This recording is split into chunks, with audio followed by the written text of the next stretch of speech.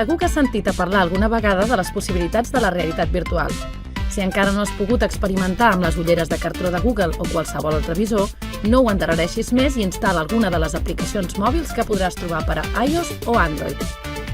Les propostes són diverses i et permetran endinsar-te en jocs, documentals d'actualitat o paisatges llunyans.